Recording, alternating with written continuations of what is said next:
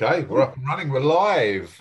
Welcome along, everybody. Thank you very much for joining us. If you're watching live on YouTube or if you're watching or listening to this on audio, then thank you very much as well.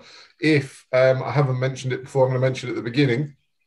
If you can like, subscribe, if you can comment onto the iTunes version or give us a star rating, that would be awesome. That would really help us out, rather than me sort of saving that for the end where some of you might not be here. So tonight we now have a returning guest, which is always awesome. We've got Randy McElwee who's come back to see us, which is all very nice of him to do so. Awesome to catch up again, and we can see what's been going on since we last got to chat, and there was loads of stuff that we didn't even cover last time. So yeah, it'll be good to get into the stuff that we didn't talk about last time. Absolutely. Great to see you guys. How's everything going over your way? We're good. We're all right. Like I was saying, just before we jumped on, we were talking about sort of over here in the UK, if you're listening from abroad, we've got a potential release date for when social distancing and things will come to an end, and everything go back to, in inverted commas, normal. So, yeah, we've got sort of it's a 4-stage approach, isn't it? So things change. Kids go back to school on Monday. And then after that, we've got relaxation of rules for numbers of people outside, meeting outside. And then it sort of slowly ticks by. Then the kids' stuff can start inside on 12th of April. Gyms can go back inside with social distancing still and those kind of activities. And then, yeah, pushing forward from there, it starts to become, there's another date in May.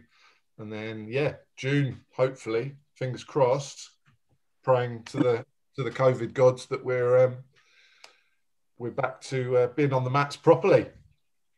So what are the restrictions right now? What's open and what's not? Right now, everything's closed. Everything. Just groceries, essentials is open. So pharmacy, yeah, supermarkets, these kind of things. But retail, normal clothes, these types of things not open. Hospitality, entertainment, all closed. Gyms, all closed. So yeah, bare essentials is the only thing that's available. We are technically on a stay-at-home order as well, aren't we, at the moment? Yeah. Yeah, you're only allowed to leave the house for work or once per day for exercise. Oh. But everything has to be socially distant. So it's not even like we can meet up in the park and have a fight. Well, we could, but yeah, we might get arrested. But yeah, it's full on lockdown. So you wouldn't get arrested for the fight; you'd get arrested for the gathering. Yes, exactly. Yeah, exactly. So yeah, it's a bit restrictive, but it's been a strange year. It's nice to have a bit of a date. Nice to know what we're working towards. Yes, I can see where that would be very helpful. What are you guys doing to maintain your sanity during all this? I know, it's always been in order to keep healthy, you use that jujitsu as therapy, and then so when you can't do that, what do you do? I know you guys mentioned power tools earlier when we first jumped on. Yeah, making tables and rowing. I'm getting really concerned. I feel like I'm going to start building up to making an ark. It's going to be Bill's Ark instead of Noah's Ark. And yeah, feels like I'm preparing for an apocalypse, but no, that's me. Pete, what are you up to? Well, firstly, you're assuming we've managed to maintain our sanity. That's a big if. I'm really lucky. So out of most people that stay at home, I still get to go to my PT studio and I'm outside with my clients. So I get to see 4 or 5 clients a day, personal train them outside. And then obviously I've got the free run of my own gym so I can lift and train and work on upgrading the gym for when we go back inside. And so out of everyone, I probably get to see the most people because of what I'm doing, So yeah, I'm lucky. Robin's the one that's stuck in the house. Yeah. I don't get out very much. So, yeah, it's tough, isn't it? It's difficult. I mean, again, I don't know how. I had a client today who was, I'm sure she won't mind me mentioning it. She's been having loads of problems with her knees because of running. And I said, well, can we switch activities or can we cut down? You know, I'm kind of chasing the injury with her basically, and working on that. I said, you know, can we back off the running or can we? And she said, it's the only time I go out. So she said, my entire mental health is based around I'm either sitting in front of my screen or I go out running. And she's like, if I take away the running, I'm not sure how well I'm going to do. I'm like, okay, fine, leave it. We'll deal with the injury afterwards. Just she's a teacher, so she goes back to school next week. So she's like, that'll cut out the running and I'll be back to normal almost a little bit. So she said, we can kind of, you know, deal with it then. I'm like, yeah, just keep doing, you know, whatever you like, just keep going. So are all of the schools virtual right now for you guys? Yeah. They've been since Christmas. They've the schools have been from home, so online classes. Some of those are live, so teachers log in and teach, like we're talking now. Some of the schools, they rely on just pre-recorded lessons, so the children are not even interacting in a live way with their teachers for some schools, which is quite sad. But yeah, instead of seeing the kids running around the playgrounds and doing what they're supposed to do, when I walk through the house and I see them like laptop, and they're just sat there like me working all day, it makes me sad. They should be running around and causing chaos and having fun. But back to it on the 8th of March on Monday. So yeah. Good. Yeah. So Bill asked a question before we started. I did. So when we spoke to Randy before, Randy was in your truck, right, outside of head office in Virginia. Yep. And just you. I think we would have been alarmed if you'd have been in your truck with a helmet like that, like in the middle or behind you. But now we're seeing you in your normal surroundings. What's the helmet about, Randy? Well, this is my office here at the Academy, and the helmet is one of the things. It was a gift. It's a Spartan helmet, and it was just kind of an appreciative gift from some folks, you know, that I trained with and you know, trained them. So it's pretty customary, especially when you deal with a lot of the military groups and stuff, to have these kind of symbols that we pass on as kind of appreciation for different training events. And this is one of the ones that I keep. I like to have it here. It kind of reminds me, you know, when I come in that I need to try to maintain my warrior spirit, because, you know, you come in on a Monday sometimes, especially the past year with all the things happening, it's not always easy to find your fire. So I use it as a little something to kind of, you know, try to motivate me a little bit more. I think I said before we went live, but does it come out on belt ceremonies on those occasions? We try to keep it here, you know, as it is right now. I think if it were to come out, people would believe that I started drinking again. So we kind of just leave it where it's at. And what came first, the Spartan helmet or the name for the club? So Athens, and you know, there's some Greek links there. What's that all about? Well, you know, to be honest, that was pure accident. Years ago, back during right after September 11th, I got my choice of assignments while I was in Special Forces after our action in Afghanistan. And one of the options was the University of Georgia here in Athens, Georgia. And, you know, I've been a long time Herschel Walker fan. He's a big football icon here from years ago. And so I came and checked out the job as one of the assignments. The guy that was there already was a former friend of mine, and he kind of knew how to play me. The office is right by the football stadium, American football. And so, you know, it overlooks it. He took me over to the gym, and they have just an amazing facility with a rock climbing wall, a couple of Olympic pools, and gigantic weight room. He really laid it on very thick, and he kind of sold me. And I'd had an assignment in Georgia before at Fort Benning when I was in the Ranger Battalion. And, I've always had a good experience, a lot of good people. Everybody's very friendly, a lot of just good energy here. And so I decided to take the assignment, and that's kind of how I wound up in Athens. And so Athens came before the helmet. So, and based on history, there is a little conflict between the Spartans and Athens. So true to form, we sometimes have our interesting interaction with the community of Athens, because it is a college town, so it's a little different. But great place, great people, and we just decided that for me, I decided to stay here and go ahead and open up the academy. And actually, the beginning of this month was a 16-year celebration for us of being in business. So, wow, kind of exciting. Wow, yeah, 16 years. That's awesome.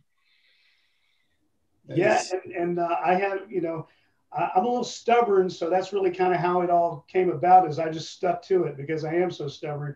But I would have never guessed that, going into it, that it would be, a second career for me, and that it would be 16 years later and I'd still be doing it. So. Did you jump in? I know you were saying about coming to there. How long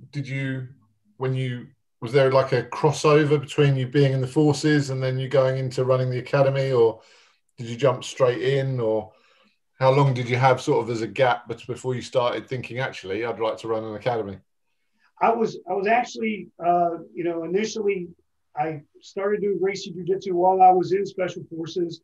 I started training with Hoist Gracie because I had kind of got into a position where I was looking at developing the training program for my Special Forces group. And during that time, we looked at a lot of different systems, looked at, Krav Maga. There were some other programs at the time like SCARS and just a variety of different things. And Gracie Jiu-Jitsu kind of won over because of its ability to continue to grow and develop.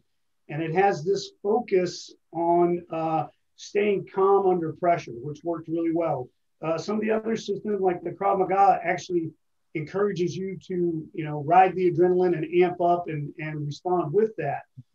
We kind of checked that out, but decided that we liked the philosophy of just, continuing to be more and more calm and be able to build on that for a long time. I did the training while I was in the military. I was actually training my Special Forces team on September 11th, whenever the towers were struck by aircraft. And when that happened, things kind of went a little crazy at the time. And, immediately, so that kind of cut into the training for the better part of a year and a half easily while we were busy doing missions. And so that kind of, put everything in a different light. And then when I got the choice of assignment after action in Afghanistan, I came to the University of Georgia and I started training the cadets here, the ROTC cadets that were in training to join the military. And I set up a program for them. And actually one of our most successful things that we've done throughout all the years is we set up a women's self-defense program. And for the folks at the university, and for several years now, we've been doing that for different sororities, different departments, different groups, along with the other folks in the community with, different hospital staff, realtors, pretty much anybody who takes an interest. We did one a little over a year ago over Christmas for the University of Georgia gymnastics team, which was a lot of fun. They were a great group. And so those things kind of led into transitioning to do it as a full-time academy, because I did it at the university while I was there for my last couple of years. And then I retired, and it just kind of worked out to be a logical choice. But the main issue that drove it was the entire time I was in Special Forces, I'd waited a long time to have my son Ryan, who actually works with me here at the academy now. He's my business partner, and we work and train together.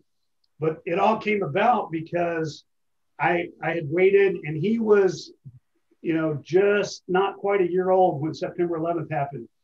And, I was kind of winding down in my career at the time. And then once that happened, everything went a totally different direction. So I was gone from him a good bit. And once it came time to retire and get out, I had a lot of offers to continue doing similar, military type jobs, but they all meant that I would be away from him. And for me, that just wasn't a good choice at the time. I'd been gone a lot already, waited so that I wouldn't be gone from him. And then, things changed there while he was so young. And I decided I wanted to do something where he could be with me pretty much every day. And that led to the academy. And, in fact, I always joke and tell people the reason we have a kids program is because I had to put him into training when we first opened the academy. So, that's kind of how that got started. And it's grown since then to where he and I work together every day. It's fantastic. Yeah. How old is Ryan now? He's 20. The time goes pretty quick. So, he just turned 20 back in the fall. And, he teaches a lot of our classes now, and especially most of our entry-level classes, our essentials program, along with all the kids programs. And then, we have some additional things that we do here besides just Gracie Jiu-Jitsu, and he's a primary instructor for those programs as well. I think, Bill, Randy might be able to help you out to find out what age is kind of going to be too much of a handful. Yeah. No, I have two boys, Randy. I have Aaron, who's coming up for 11, and Connor, who's just 8. And I'm trying to work out at what point they take over and they give me too much trouble, and I can't keep up anymore. It's a challenge the whole way, and I've been pretty lucky. He's pretty calm and collected and hasn't been a lot of trouble in any form. But we've channeled that energy from the beginning primarily into jiu-jitsu and martial arts. And I got a great tip from Rorion Gracie back when we were bringing him in to train us, and when I was at Special Forces. And, and I asked him, how do you start? Everybody in your family starts almost before they can walk. How do you do that? And, he explained it to me and said that, you start and you just play. And you continually play, and then you always stop while they want more. And you tell them, no, we're done for now, so that they're always wanting more. And probably one of the best tips I ever got as far as jiu-jitsu goes, because it has worked pretty flawlessly. Yeah. And at what age was Ryan able to really give you a run for your money on the mats? Well, let's see. It's really started in the last probably 2-3 years for sure, because he's gotten a little more focused on it. Yeah. So my days are numbered now. So you've managed to last until he's like 17 to 20. I'm not as good as you then, because I'm already starting to. 10-year-olds already giving me nightmares. Well, like I said, the key to my success has always been stubbornness. So that's the only thing I've got on him right now. I need to stop feeding my one. He's getting too big too quick. Yeah, I know. For me, he went through a stage at one point to where it seemed like every time I turned my head and looked back, he had grown 6 inches or more. And every conversation we had was, "Dad, I'm hungry." And I would say, "But we just ate." He goes, "Yeah, but I'm hungry." So that was the indicator that, he was going through these growth spurts, and he grew about 6 to 8 inches in like 5 or 6 months. It was like pretty crazy. And then right after that, it wasn't long before the trouble began for me. You've given me some hope, Randy. You've given me some hope. I've got a few more years. Well, I have to confess, I do use some Special Forces treachery. I will tend to send one of the higher ranking belts with lots of energy, the younger guys after him first, and wear him down to try to even the playing field. I've been using that strategy for a while. And lately, I as much as possible, I just stay away from him.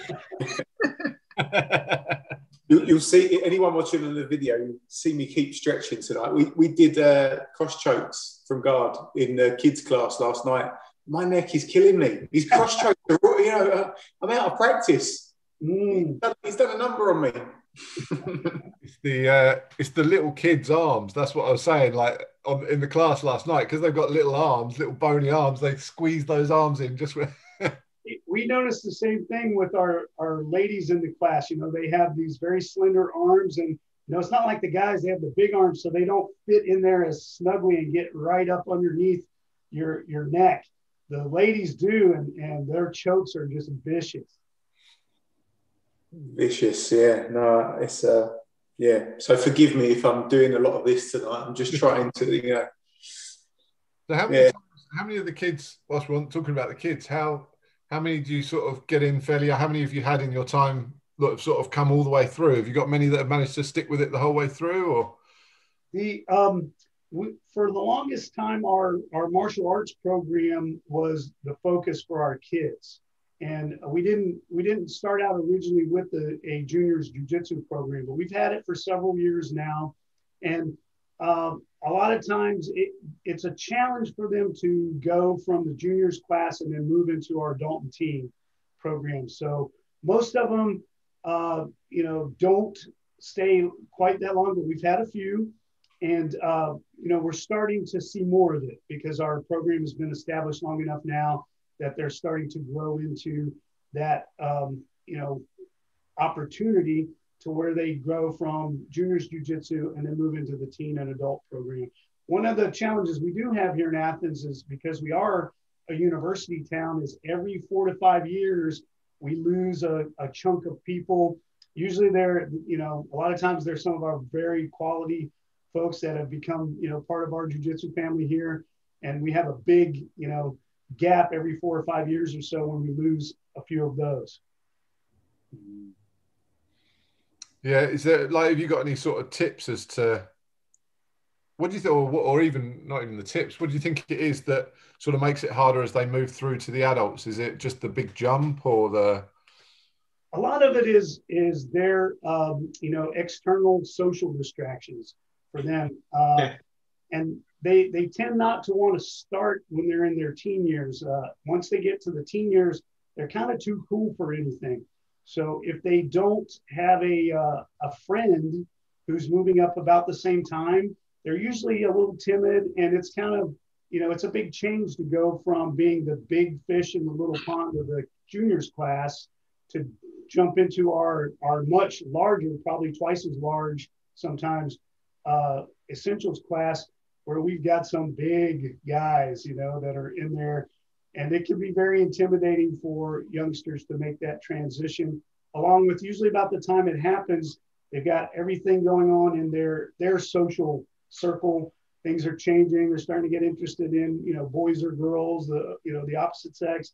And there's a lot of distractions at that point. Plus, they tend to compete a little bit with a lot of other activities and sports. Okay. Yeah. So it's just because we've kind of got a couple of years yet, but we've got a few that will be at that point in 2-3 years time, maybe. And it's, how do we move them up? And we've kind of talked about it and said, actually, maybe if we can move kind of cohorts up together, if they're all close enough in age, and maybe, once they're old enough to be, it sounds silly, but some of them up a bit later, because the adult classes are later at night as well. So making sure that they're old enough to cope with, later bedtimes, obviously. That's a bit of a challenge for our program too, because some of the classes are just a bit later. And so the times also will put a little bit of pressure on them and make it harder. Yeah. Yeah. So maybe if we can move like a group of them in one go, that would seem like I think it makes sense between the two different kids classes as well, really. One of the things that has we've seen a big improvement with, and we've started to put a little more emphasis on our kids program, and we're getting a lot of good tips from Mark Kukro. He does really well with kids program. And, previously we had been, under the Gracie system for more of a bully proof type program. Yeah. The belting system didn't allow as much opportunity to progress the kids, and it took a little longer. And I think that also kind of led to some disinterest. And so those are some things we're kind of restructuring now as we look at how to develop the kids program and work on growing enrollment. We've also seen some improvement since Ryan now teaches the kids classes as well as he's the instructor for the essentials classes.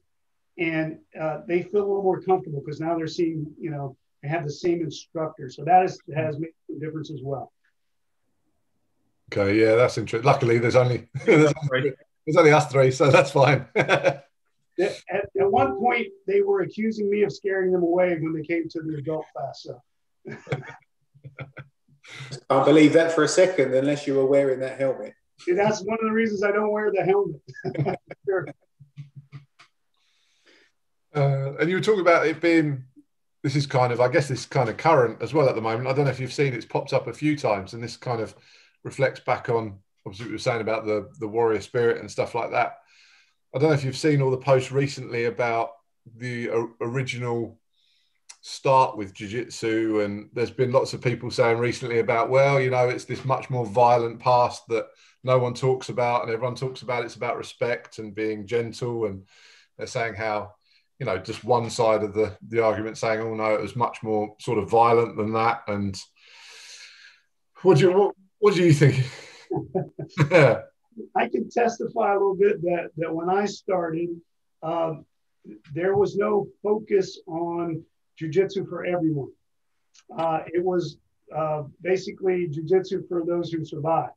And part of that was we came into it, you know, from the military. So it wasn't a, you know, welcome everybody program. It was more of a, you know, survival of the fittest, and the purpose was very focused.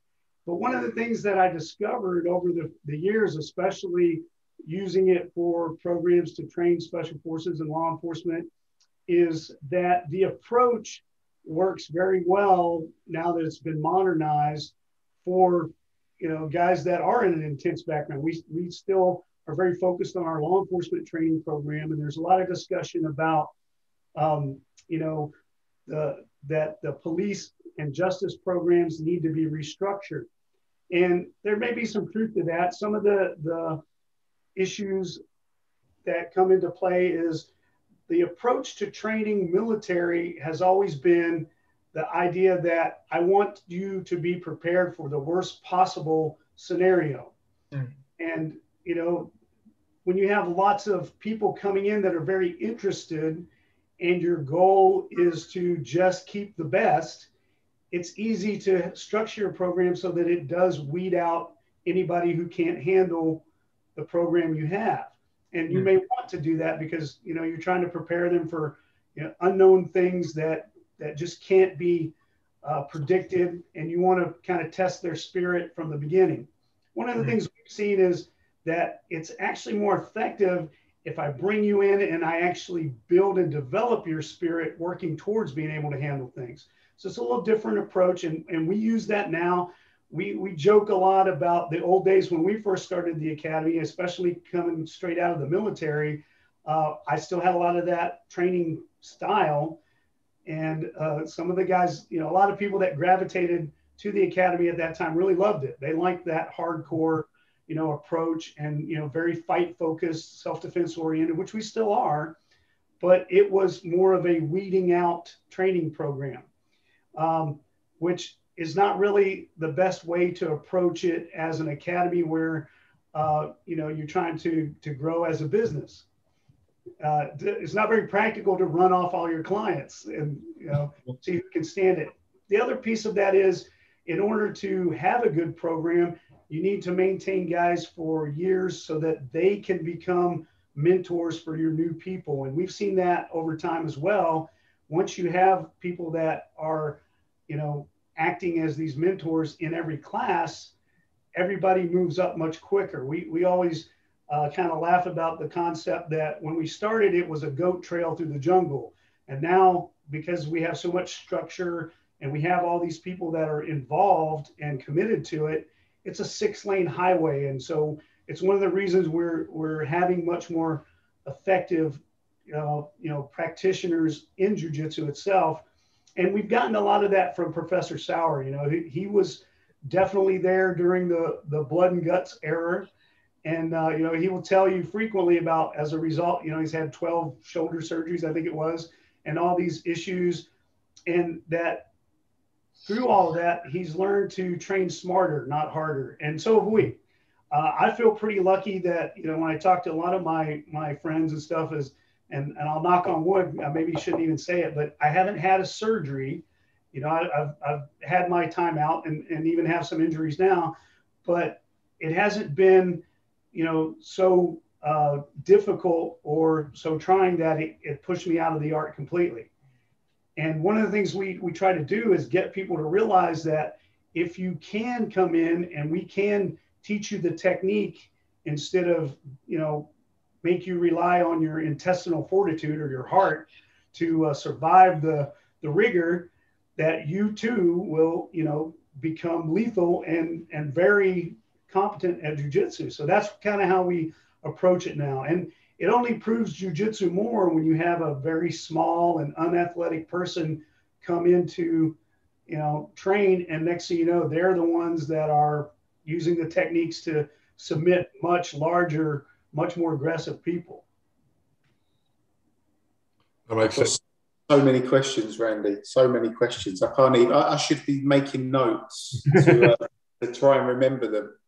But I mean, you mentioned the mentors, and you mentioned, like the important role that they play in bringing people along faster. I guess for new people to jiu-jitsu, that it's gonna feel like they're drowning, right? The potential is at the start that they just don't know what's going on, and I guess if you let too many fairly new people, just go at it with each other, whoever's the newest tends to gonna just feel like they're drowning. So do you make a conscious effort to try and put the newer people with your mentors more regularly to stop that kind of, bucks locking horns, so to speak? Absolutely. In fact, our program is built around that concept that we require all of our folks that are blue belt and above to return to so many essentials, which is our entry-level classes, for each promotion period. So much of their training has to require, and it is requiring them to come back to these beginner level classes for two reasons. One, so they can act as a mentor for new folks. And two, so they have a chance to see the foundational techniques with these advanced eyes that they now have from training a while. And one of the things that always happens is people come back, they see the same technique that they've seen 1,000 times or more, and suddenly they discover a new detail that makes it, much more effective. So that's kind of why we do it. And in the process, we pair these senior folks, and we even look through them and look for selected folks that we move into more of a mentorship program. And we actually do training for them internally at our academy. We have a 3-level program we call our STORM program, our Special Team of Role Models. And it's an instructor development program where we give them some specific techniques on how to serve as an ambassador to new students coming in, conducting warm-ups, teaching the techniques, and, just good personal interaction so that when new people come in, we know they're already terrified, that, they're scared. It takes a lot of courage to walk into a place and say, hey, I'd like to get beaten up and learn how to, not have it happen all the time. So we get those folks, we introduce them to our new students and start to partner them with somebody that we feel is going to be a good fit, even personality wise, if they have things in common, so that their experience is, much better as a newer participant in the program. And what we've seen is it has a dual effect of developing new students to a higher level much faster. And it has the effect of introducing the role of a mentor to these senior people to where now they have to articulate the techniques on a different level, and their jiu-jitsu gets better as well. So it kind of is a win-win for everybody, and it just makes it a much better experience, which you guys know from being in the Paper Sour Association, we have a very special culture. I've been to a couple places where man, I was sure they wanted to kill me. And just because I was not one of their regular folks. Yeah. And, I didn't understand that. When I first came from the military, I went to train at a place, living here in Athens, there was no jujitsu, in early 2003. So I started to search and see where I was going to continue my training. And I had to drive to Atlanta, about a 2-hour drive. The one place I found, unbeknownst to me, because I didn't know there was a difference, was a sport competition-oriented place. And when I went there, all I got, and I'd gotten my blue belt from Royce Gracie, and it was a bit of a trial by fire just to get it. So I wasn't as technical as any of my blue belts would be today. Like I said, most of my success was based on stubbornness and maybe some, special forces fitness and bless you.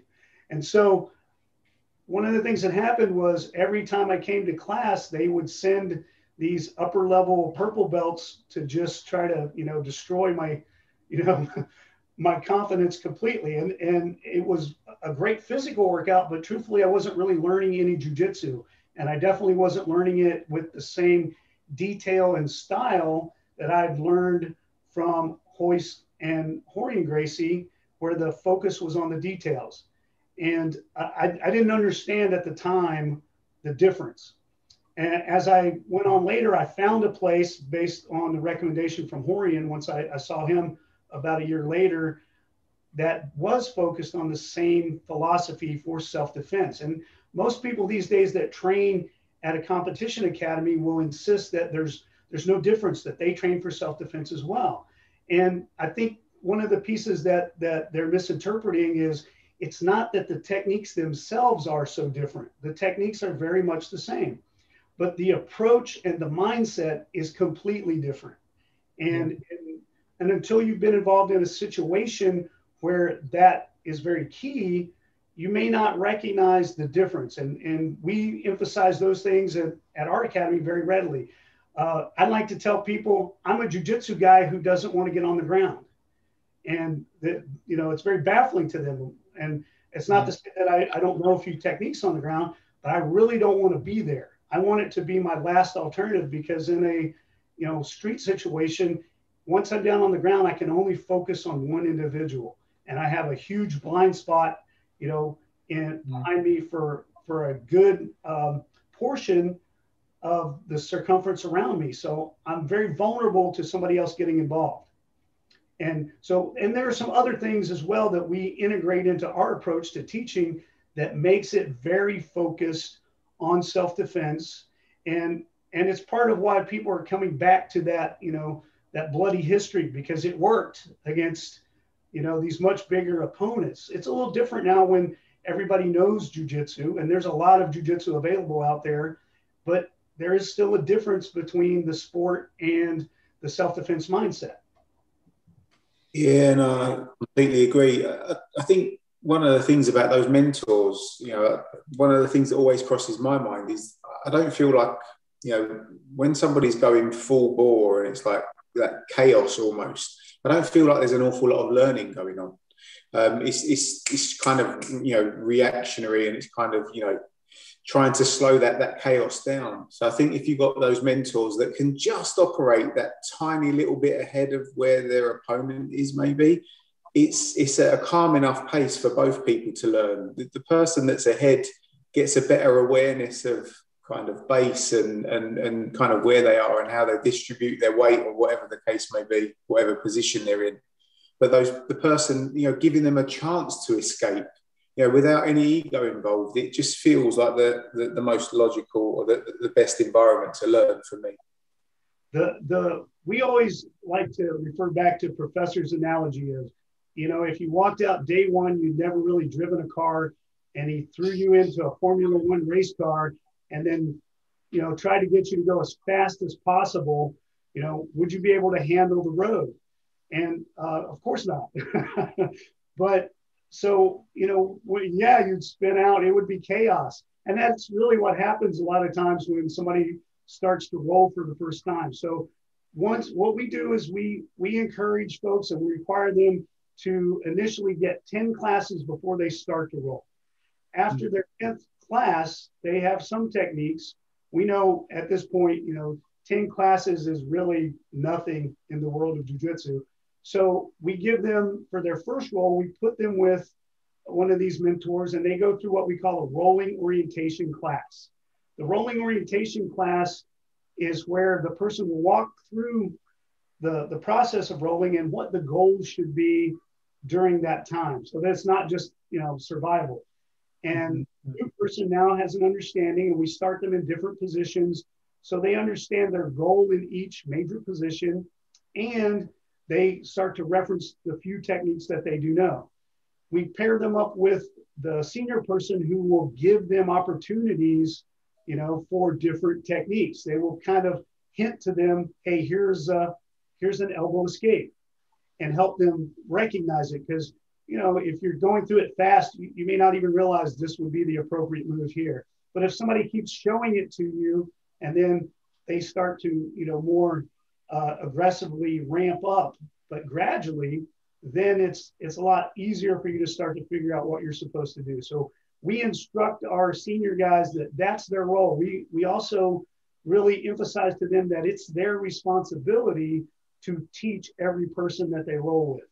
So that, and that's not to say that they're going to just stop and talk. It's to let them know that, hey, there's a learning process here and you're responsible for it as the senior person. And we give them opportunities too to square off with their friends of equal or higher rank and get out their frustrations and more effectively test their technique. But when they're rolling with a lower belt, especially anybody that's below blue belt, they are very responsible for that person's experience. And we want them to realize that and take it seriously. And at what point, Randy, do you start to kind of invite those students on to becoming mentors? At what point in their jiu-jitsu journey? Well, for us, it's somewhat personality driven. And one of the things about it is because it's already, in play with every class we do, it kind of is just passed on. So everybody has it naturally, and everybody that partners up with a senior person gets a private lesson during a group class. And so at the blue belt level, we start looking for people that, have their detail down a little more refined and their personality is a little more inviting and extroverted to where they're going to be good at, sharing with someone. And then we start to develop it from there. We have the Storm program levels. We pick people to come into that, usually about, blue belt, 3-stripe and above is where we'll start to look at that. Purple belt is where we really expect you to be on board with the mentor responsibilities. And our system kind of requires you as a purple belt to learn the instructor process and be able to teach the what we call our essentials techniques, our foundational level 1. And we do that so that, one, they have to articulate the techniques in detail, like we said, and two, they expose themselves to being asked questions from the people they're presenting them to, and now you've got to think about the answers. So it kind of pushes them up. We don't necessarily require them to go on to be instructors. We just require them to go through a portion of that experience so they learn their jiu-jitsu on another level. Yeah, really do that like a separate thing? So do you have like separate sessions that you do with those guys to try and to go through that stuff with them, or?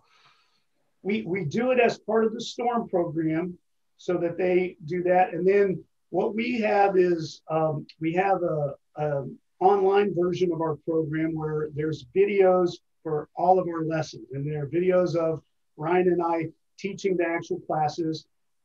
They're available to all of our students. As soon as you become a student, you have access to those videos that are in the video library for the course. But as you move up towards purple belt, we will, get with you. And for your progression, the requirement is for you to watch the class so many times. And then when you get to the proper iteration, you watch the class and then you'll immediately teach it right after. And we don't have you teach the whole class right off the bat. What we do is we do what's called team teaching. We will be out there as the primary instructor we will use you as the demonstrator for the techniques one time through all the lessons. And then the next time you come out, we will have you start to teach portions so that we're kind of there to lifeguard and bail you out if you miss a detail or things go awry. And it puts you on the spot enough to where you have to articulate it, but it also lets you know that, hey, there's somebody right here in case I get totally stumped. And, you know, because a lot of people rate any form of public speaking much scarier than death. So, you know, our goal is to push people to new limits, but we don't want to push them past their capacity. It's interesting because a lot of tradition with the martial arts, isn't it, is that, not a good one, is that what you do is if someone wants to be instructor, you go, oh, you've got to teach the kids first. Right, teach the kids first. Okay, now you can teach the adults. And it's almost like you're placing the kids' classes as second class to the adults, when actually they probably require more. Yeah, a lot of folks do that. Our system's reversed. The last place you get to work as an instructor is with the kids, because you've got to have your stuff a little tighter, a little more detailed to present it to the kids, because they're learning on a different level. And it's key that they get quality information. So we do it a little bit opposite. Yeah. My other question for you, Randy, while you were talking before, you mentioned, you know, the history and how it was hard when you started, and how it's, you know, it's maybe a little bit different now with, you know, jiu-jitsu for all mentality. I don't know. One of the questions was, have you ever promoted somebody to black belt? I'm not sure. Are you which I have basically 3 guys that have been recommended and went before Professor Sauer to be promoted to black belt. And those guys have been with me the entire time, and very proud of how well they did and the feedback I got from Professor about their results. And so the answer to that is yes. And then on the martial arts side, I've promoted some black belts as well. And do you get more pride?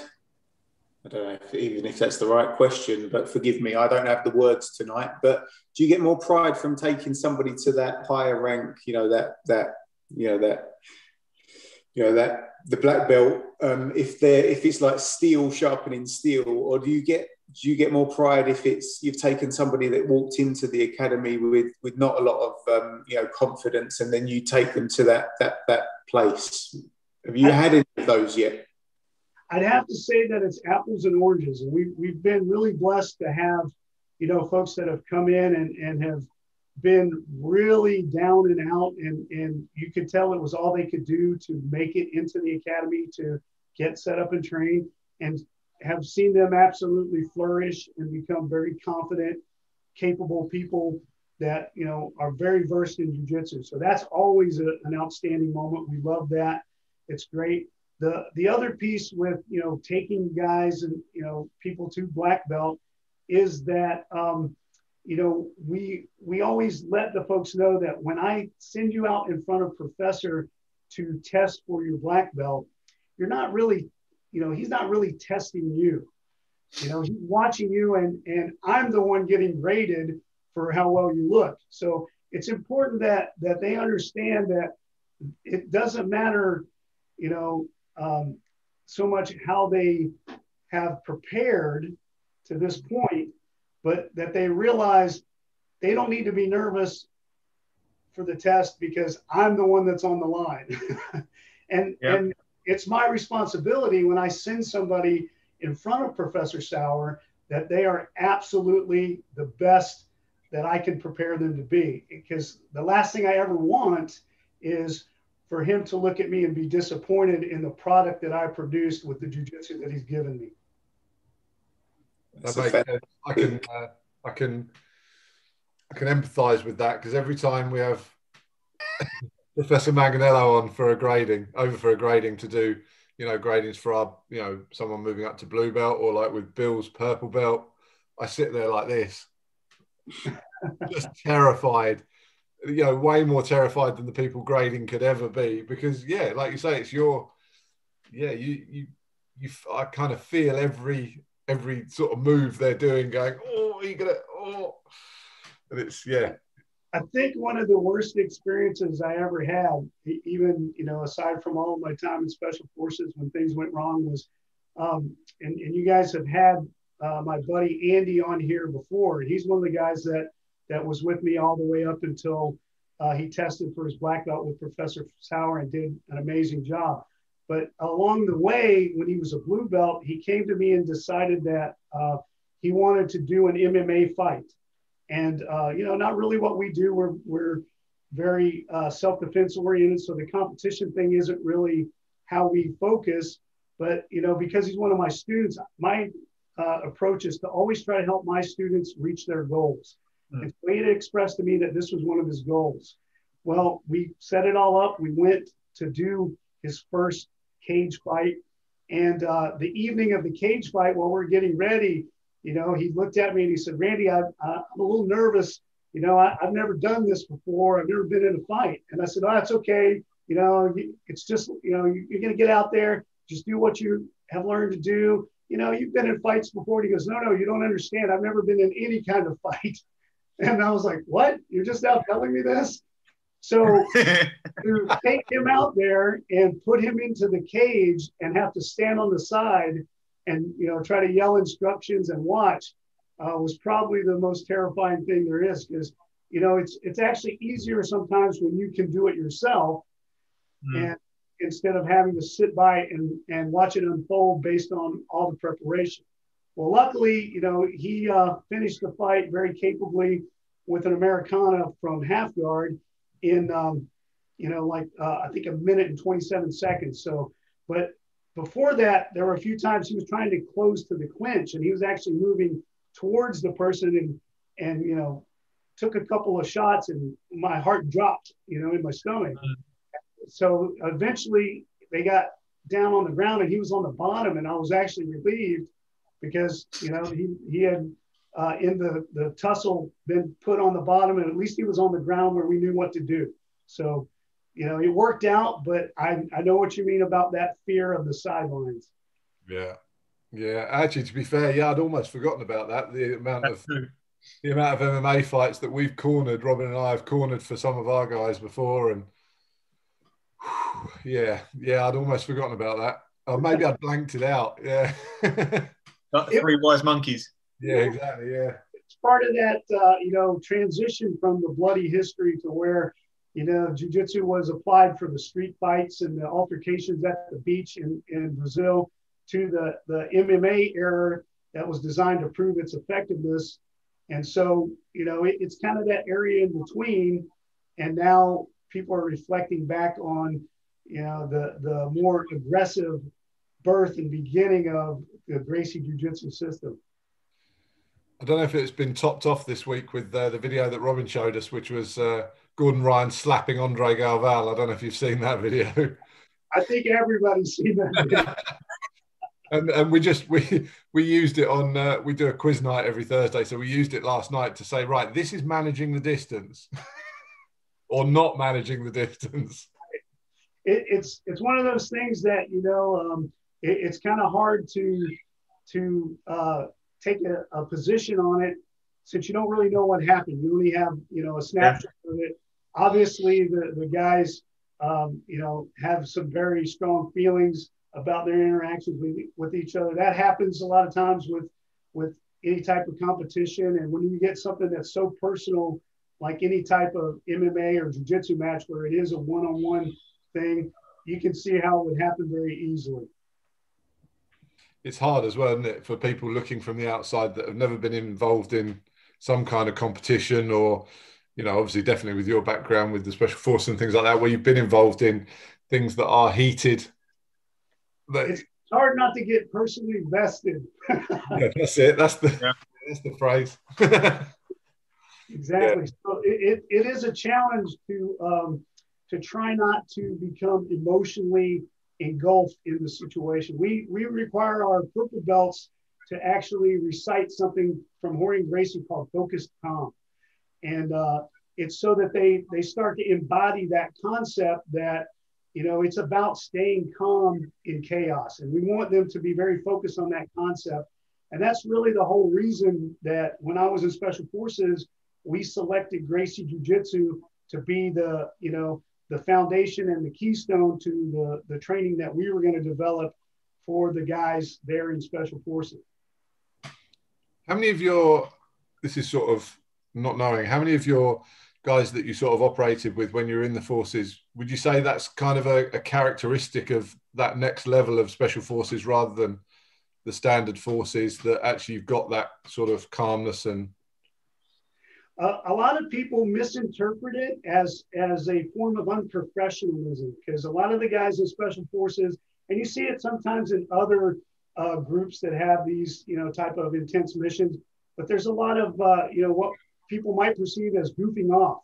There's a lot of aloof humor, things like that. And a lot of people just kind of look at it and go, you know what? These guys aren't very professional. They're not very serious.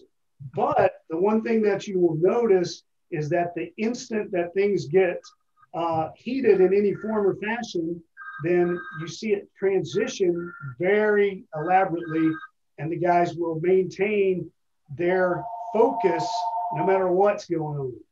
So the key is for them to look at things a little differently and be able to kind of maintain perspective.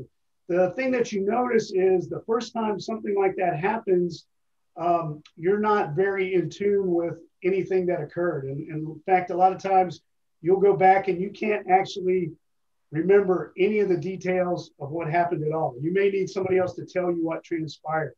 It's another reason that we have a lot of empathy for the law enforcement guys who have to go out and do this sort of thing. And, civilians watching some phone footage back home may not be able to interpret that for the value that it has, because it's really hard to understand that you're so adrenalized to a point that you really can't even remember what transpired. The only way to get past that is to continually place yourself in situations where that adrenaline becomes more and more normal for you. And we refer to it as adrenaline inoculation. And we do a lot of training here that applies that concept. Even in our women's self-defense program, we apply portions of that to help make it more oriented towards a realistic attack.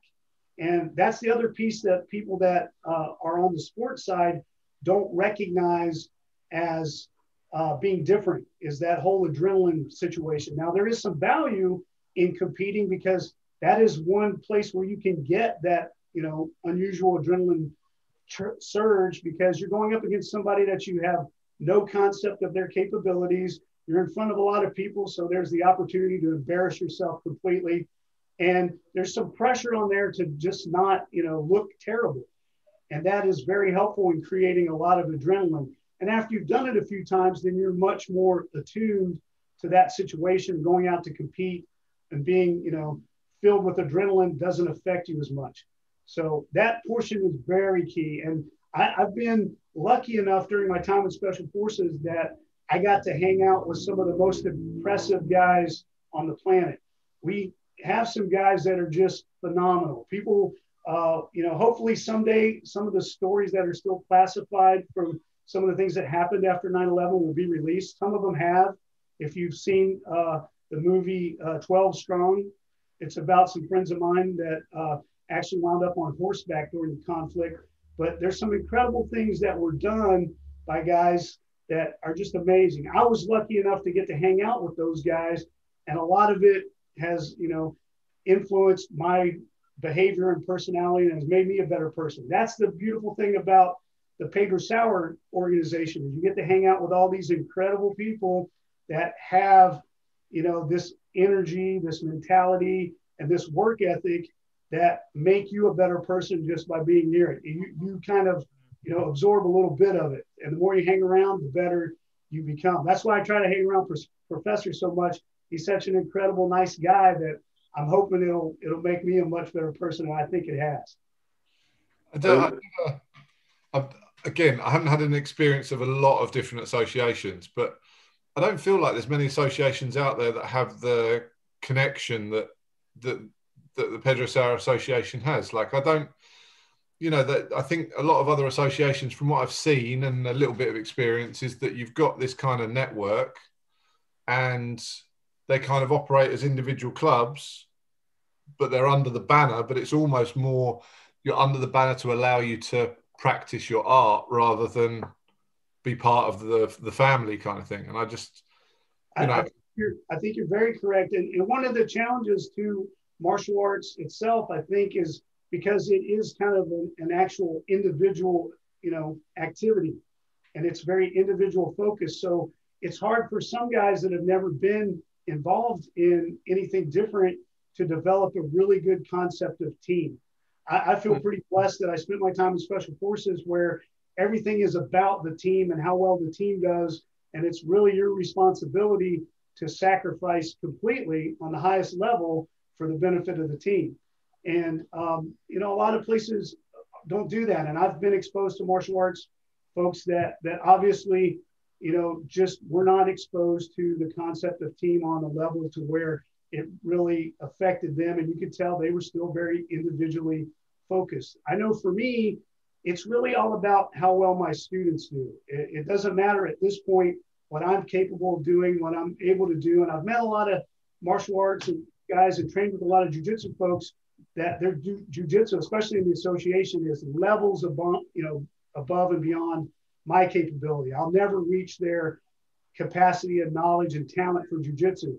But what I focus on is how much of what I know I can transfer to my students and share with them, because they really don't care how much you know, it's how much you can teach them.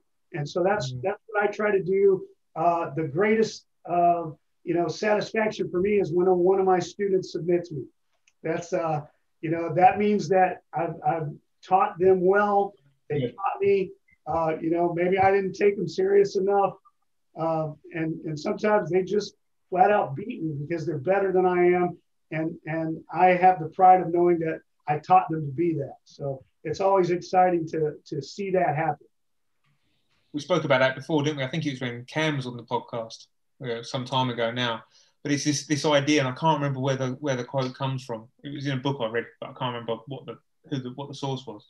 And it's basically this idea of to the master the sword. It's the highest honor is almost to be got by your own student, because you, like you say, you've done your job properly. Absolutely. Yeah. Randy, I was going to say, Randy, you talked about the adrenaline, the impact of adrenaline, and how you try and desensitize yourself to that. You've obviously experienced lots of things in your life that makes you quite, I think, immune to that adrenaline rush. But what still gets you today? I mean, other than watching your students test, what else gets you? Well, coming on to do a podcast, I think, is probably one of the scariest things. To be honest, I can't say that, and a lot of people ask me this, and I've heard it a lot of different ways, that, well, they say, well, that's not difficult for you because you're not scared at all. And I'm like, well, you're wrong. And one of the things a lot of folks don't know is that while I was in Special Forces, I'm afraid of heights. And if you look at the job, there's a lot of things involved that have to do with heights, jumping out of airplanes, climbing mountains, all sorts of things, rappelling out of helicopters.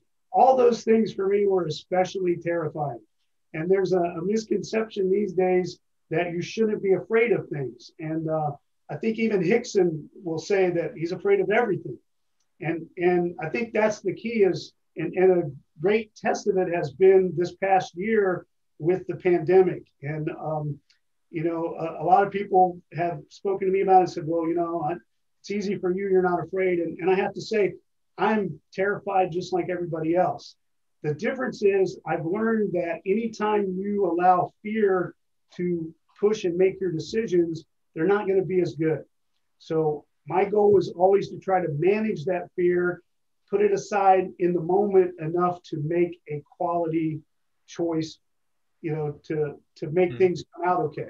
And I think that's really the secret. So I'm still scared of a lot of things, but I just am able to manage it a little bit different because I have, been terrified many times. I think it's experience counts for an awful lot, doesn't it? There's no substitute for experience.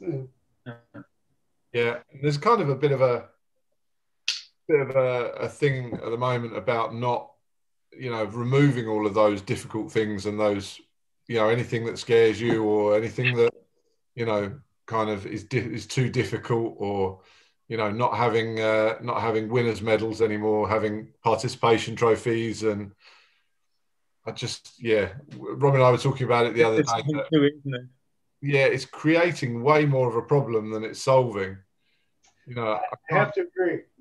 I can't help but feel like a lot of the rising anxiety issues with kids and teenagers, one is a digital society, but also two is having a lack of challenge. I think it's also, Pete.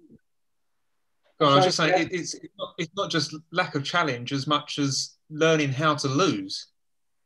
That's massive. Yeah.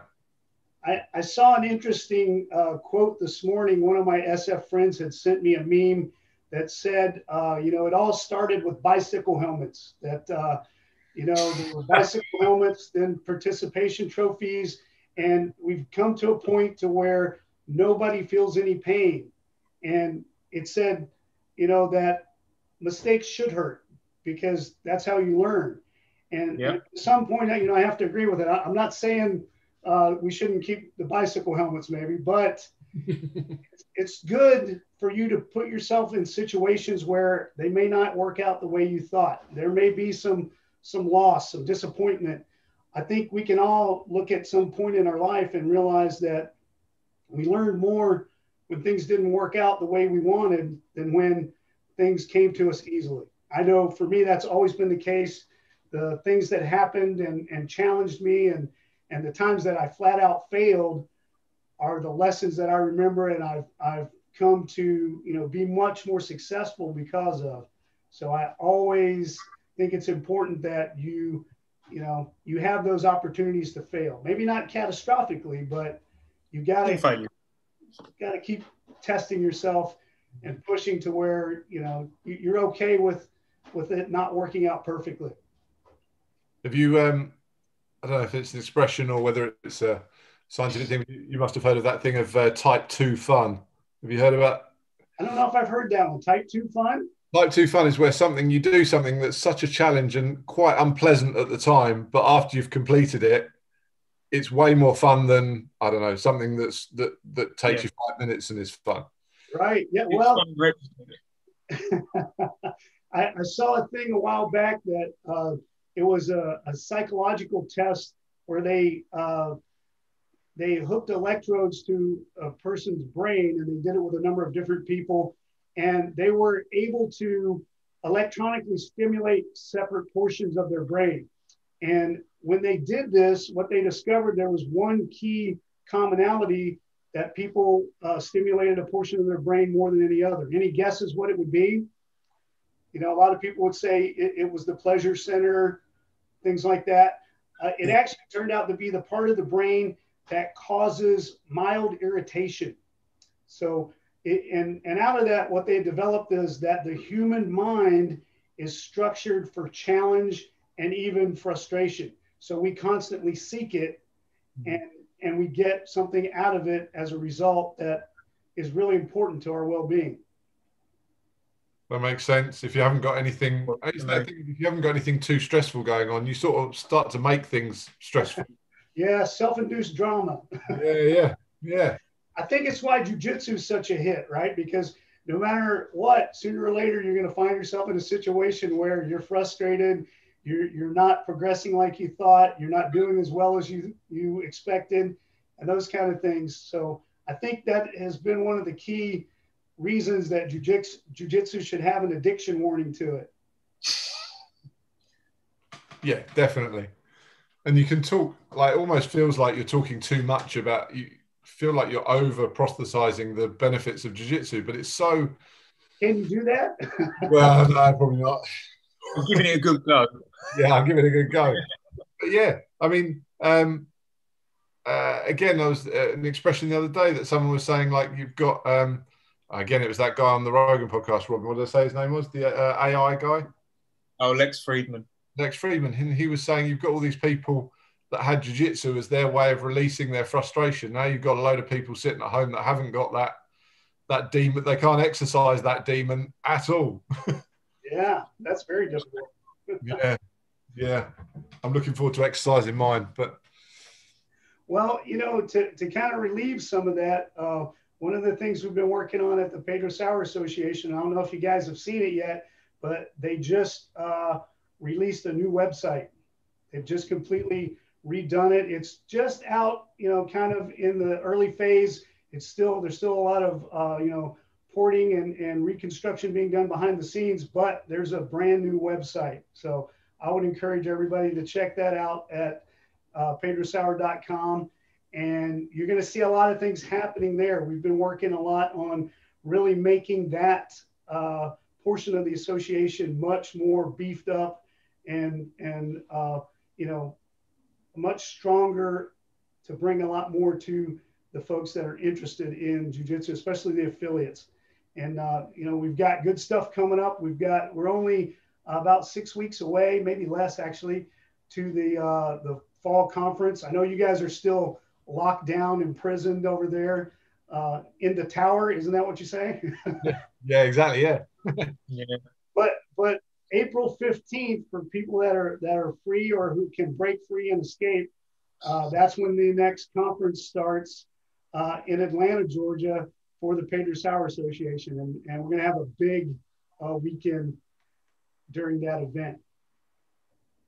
Cool. So yeah, I'll put the link to the website into the notes for the show for iTunes and for YouTube, so people can find that easily and check that out. So yeah, I'll be honest, I haven't seen it yet, so I'll be jumping on straight afterwards as well to have a look at that.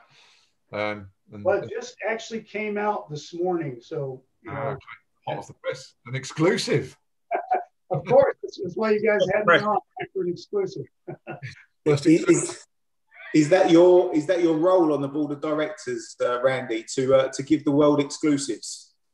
Well, I can't say that it's my role, but hopefully I may be able to leak some information here and there, especially to you guys, on the podcast. But there's a lot of guys that are on the board now, some very talented folks. We talked about that earlier about how much talent there is in the association, and it extends beyond jiu-jitsu. We've got some great folks now that are working and with Professor's guidance and, him pushing us. There's a lot of things he wants to accomplish for the affiliates. He's been very focused lately, and that's his goal, is to really put more jiu-jitsu out there. And I think you're going to be awesomely impressed, especially by the time the conference hits. That thing should be probably fully up and running, and I think you're going to see some pretty amazing things. So we're excited about it. Is there any? I know obviously you can't sort of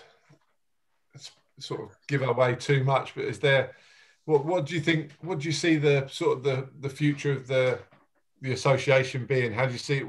How do you see that sort of going? Well, I think one of the things we're trying to do more, and Professor wants us to do more, is to provide more elements and assistance to the affiliates, to the school owners, the instructors. And one of the big things we've been kind of working on to roll out is a business side. It's unfortunate. One of the things that I've noticed in my 16 years of running an academy is how many other academies and instructors opened up around me and didn't last very long. And that may have been good for me, but, at the same time, it was kind of disheartening to see that some of these guys who are tremendously talented martial artists weren't able to keep their academies open because they didn't understand the business side. And, it's one of those things that I take as a big responsibility when somebody comes through the door as a white belt and they're telling me their goal is to make black belt. Well, so what they're telling me is they really would like to commit to 10 years of dedicated, hard training. And so with that, I have to accept the responsibility that means I've got to be dedicated to making sure that the academy stays open and available for 10 years or more so that they can achieve that. And, if you don't take that responsibility seriously when it comes to running an academy, then you're going to be letting down a lot of people. And that's part of that team concept that not everybody understands. They see their business fail as an academy and they think, oh, how terrible for me. I wasn't able to make it work. but they don't necessarily think about the 100+ or more people that, you know, they let down in the process. That's a good way. Yeah, it's a good way of seeing it as well, because there's a bit of a stigma over here about martial arts academies making money or being successful or being a business. Being a business, yeah. There's this real weird stigma in the UK about, and I don't know if it's the same. I think you guys have had a business model slightly longer for academies, but yeah, the thing over here was that you should almost be doing it for free. You know, people are like, "Oh, you can't charge for martial arts. You can't do that." So it's really very much the same here, and it's unfortunate because people base that model on a lot of the, you know, the Asian monk philosophy that people taught for free. And what they don't realize in the research is some of those programs were government subsidized, you know, especially like in Japan, China, where the government was fully behind martial arts being taught to the citizens and them not having to pay for it. The challenge here in the US is that it does still have that stigma of being, you know, that you shouldn't charge. And if you do, you might be, you know, slimy business practice, or you're a McDojo. The thing that I always tell guys when they look at that is, if you're, you know, doing something properly, you're not doing anything, you know, slimy or underhanded, and you're providing a good service, you're helping a lot of people. It's the same as in some ways as being a doctor. Especially these days, it's like being a therapist. So you're helping a lot of people, and as long as you're going about it, you know, using upstanding and legal methods, you know, you're not cheating anybody, you're not doing anything that's just unscrupulous. There's no reason for you to feel bad about it being a business. You know, you're sharing what you have learned in order to help people enhance their lives. And I think that's an admirable thing to do, but you do have to do it right. You know, there's always the used car salesman approach for any type of business. And if you're in it as the profit to be your first priority, then I think you're doing the wrong thing. I always say that, you know, if you take care of people first, then the profit will come. Now, my bank account might argue with that sometimes and say that maybe I'm wrong. But the good thing about it is I always sleep well at night. I always get good feedback. I have people that come by the academy that I haven't seen in a while and tell me how much, you know, we've benefited them by the training, or, you know, they come in and thank us for the change they've seen in their children. And so we realize that, hey, obviously we're doing something well. And we would love it if we could give it away for free. But the other thing I've seen, and this has happened primarily on the law enforcement side and the women's self-defense side, is there have been times when we've given the training for free and less people actually attended. They didn't put any value on it because we didn't assign a value to it. And so, you know, it's kind of a double-edged sword. Yeah, we've definitely seen that as well, haven't we, Pete? Yeah, I'm a massive believer in that people have to have some value in something to respect it enough to actually do it. We frequently find, you know, because we're a professional academy, this is what we do full time, that, you know, you have hobbyists that do teach classes in the evening and stuff, and they do it for fun, and that's great. They help a lot of people as well. But sometimes people don't understand the difference that, hey, we're totally dedicated. We have a facility open, you know, committed to you. And it was especially evident during the shutdown on how we had to, you know, find a way to maintain everything despite what was happening. And then, you know, there's a lot of guys out there in the association that are doing it part-time and have another full-time job. And their whole dream and goal is to get to do this full-time, because they've seen the value in the people they're able to help part-time. That's also one of the things that Professor has kind of pushed us to do, is to help more folks that are working on a, you know, a part-time basis teaching jiu-jitsu to get to where, if they want, it can become their full-time profession. And so we're trying to bring out a lot of opportunities and share a lot of knowledge in order to be able to do that. Exciting times. Very exciting. Yeah, and I think got to get through this other stuff, right? That's it. Yeah, yeah, exactly. We just got to get through that other stuff. And I think, we've said it quite a few times that we think, from looking at other people's experience that have opened up earlier, and with you guys being able to open up earlier and stuff like that, I think people will be excited to get back. And I think people will be, really excited to do what they really love doing. And hopefully that's jiu-jitsu. And I think that's hopefully that involves us, and they'll jump right back in again. Well, it's really exciting for me to see you guys finding a way to carry on in spite of all the restrictions. It's always easy when you don't have any obstacles, but the fact that you guys have so many and you're still finding a way to get on here every week and just kind of keep jiu-jitsu as a main topic. And I think that's very important. Stubbornness, Randy. Yeah, we have some stubbornness ourselves.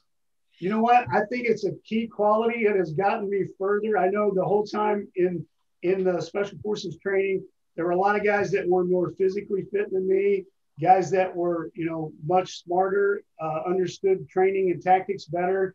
And the only way I outlasted them was because I was stubborn.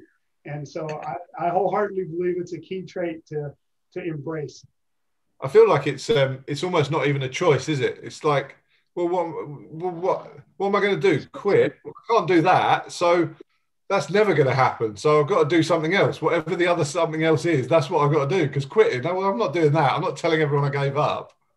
Well, and jiu-jitsu has kind of given me a nice perspective on it, because when you first start, a lot of times you look at tapping as quitting.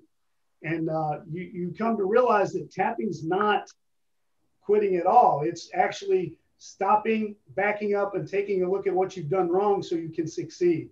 And once you figure that out and you start tapping, I mean, the key now is I tap all the time, because I feel like every time I tap, I open a Christmas present, because I learned something new. And that's kind of a key thing to embrace about, jiu-jitsu. And you talked about the early days. When I started, I quite nearly let Royce Gracie put me unconscious because I was so stubborn and did not want to tap, because I assumed that because, and believed wholeheartedly because I was a Green Beret that I didn't care if his name was Gracie. That was the roughest 15 seconds I ever had. He definitely taught me that didn't have anything to do with it. And as a result, I fell in love with jiu-jitsu and figured out, hey, I've got to learn how to be on the other end of that. Love it. When you were at the beginning of your training, just sort of, how did you keep yourself, because you've gone through this thing where you've had to develop yourself and find your training and things like that. It wasn't, as easy for you as it is now for a student that walks into your academy and lives 5 minutes down the road. Was it the stubbornness, or was it what kept you going, and what were your sort of top things to keep yourself learning? This is basically a question to help me out. Because obviously we're a training group together, so we've got all three of us on a very similar level, obviously, and working together, and obviously we've got the support of Bill shaking his head. We've got the support of each other, and then all the video stuff. But how did you sort of get past that little hurdle to keep progressing? Well, in the beginning, it was really challenging because there weren't the resources we have now. We're talking 1998. I actually had the original set of Gracie VHS tapes. Unfortunately, I don't have them here now. I have, I got DVDs, but left over, and everything's streaming now, so it's a lot easier to find resources. The challenge now is to find good resources and actually integrate and take you on a path to progression. In the beginning, what we had to do initially was, there was no Gracie Jiu-Jitsu near us, so we had to start learning Japanese Jiu-Jitsu. And one of the guys that was, in Special Forces with us was a black belt in Japanese Jiu-Jitsu. Very different, much more physical, no focus on the technique and detail like there is with Gracie Jiu-Jitsu, but the techniques were similar. So it gave us a basis and a place to start. One of the things I used to do originally is we got with this guy, we got some training. Then every Tuesday, Thursday morning during fitness time, I would train my guys in jiu-jitsu, and it wasn't very technique focused. It was very physical, but I would set up we had a video camera for the team, and I would set up the camera and record the training and record myself teaching it. And then I would go home later that night and I would watch it. And by watching myself, I saw, some of the things I was doing. I actually was able to look and see, by comparing it to the VHS tapes from the Gracies, that I missed details. I didn't have the technique right.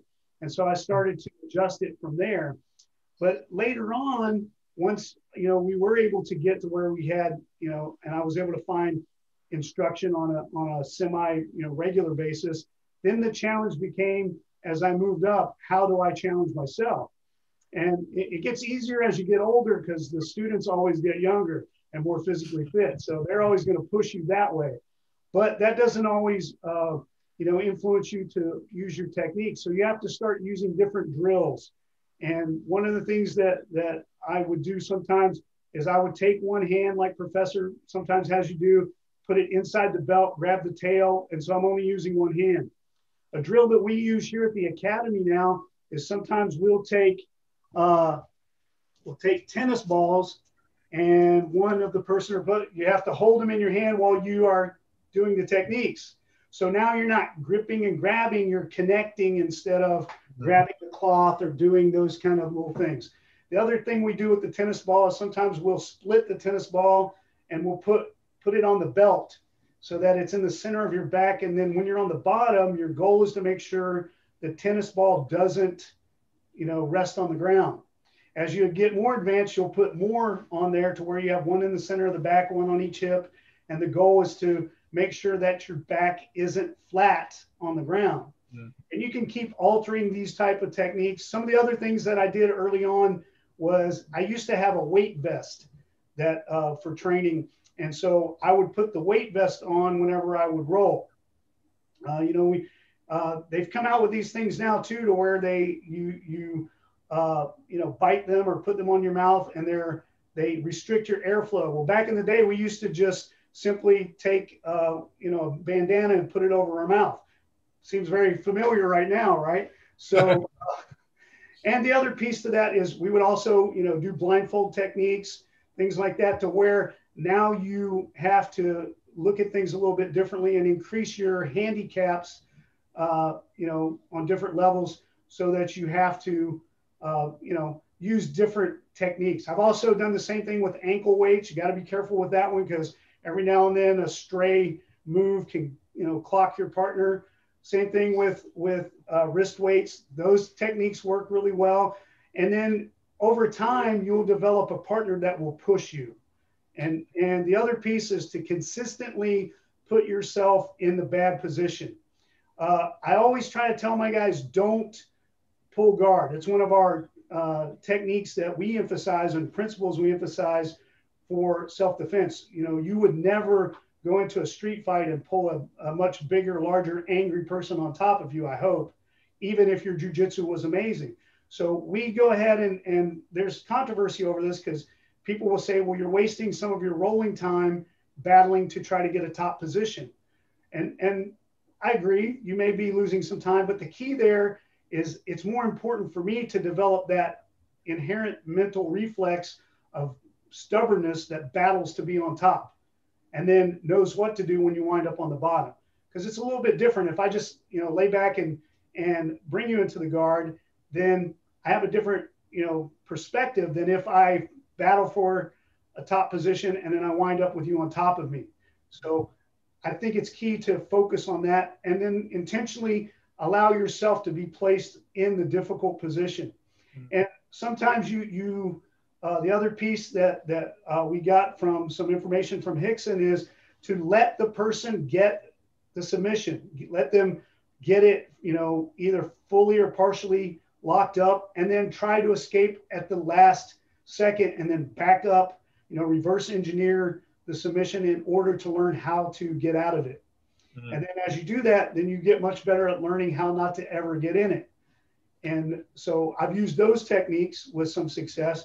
Part of it is the thing that I try to remember is the biggest thing that's helped me is being around other people at the highest level. That's kind of been the whole secret of the association. Is there's so many guys that know so much more jiu-jitsu and are so much better at it than I am, that I try as much as possible, whenever professor is close enough that I can sneak around and get to where he's at training, I make sure I go get the information from him. Same thing with Alan Baker, other great folks to work with like Keith Owen, all these guys that you have the opportunity to train with and find their details, make a big difference. And you'll have one person that will present it to you. You may hear it from your instructor the same way for years and years and years.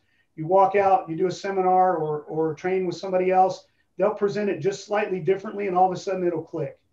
And I've found that very useful. But, the biggest thing I think is sharing jiu-jitsu, and as much as possible, lose, get tapped, and don't worry about it. A lot of people are very concerned about it.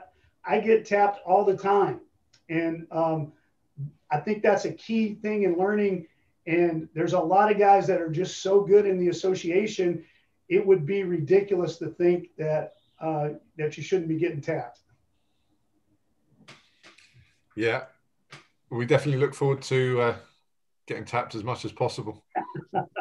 Anybody. Yeah. Don't worry, guys, hang in there. It's going to happen. I know it's bound to come soon. Yeah, we're getting close, and then we'll pack up the road trip bus. Excellent. That's it. We'll be off. Awesome. Hopefully something miraculous will happen, and they'll lift the travel ban for you before the 15th of April, because we'd love to see it. Yeah, I'd love to say it. Yeah. Which year, Randy? Which year? That may be the proper approach, is which year. Yeah.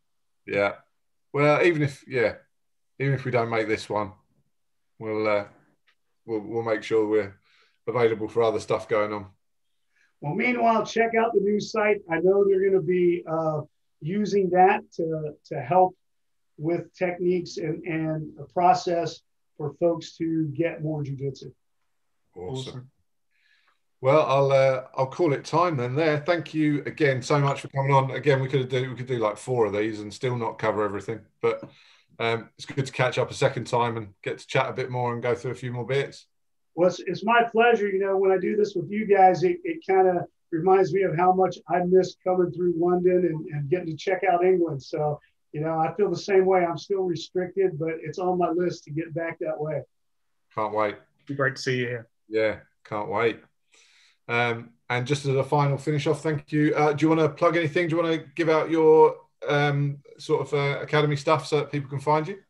Well, I think I've hopefully thoroughly plugged the upcoming conference, but I'm the owner for Gracie Jiu-Jitsu Athens in Athens, Georgia. If you're ever coming through this way and have the opportunity to stop in and train with us, please do. If you need anything association-wise, then feel free to jump on Facebook, hunt me down, or contact me at randy@pedrosauer.com, and I'll do everything I can to help you, give you the information you need. There's a lot of cool stuff coming, and the whole focus is to make sure that there's more emphasis on getting more jiu-jitsu out and helping the affiliates grow and share it with more people. Brilliant. And I'll put those links in as well. I'll put those links in the show notes so people can find that easily. Thank you very much. Yeah, appreciate you guys having me on again. It was great talking to you, Randy. Thank you for your time today. So we'll cut the live stream off. Thank you everybody for joining in. Again, remind us, like, subscribe, find us on everywhere you get your podcasts. So thank you very much. Until next time.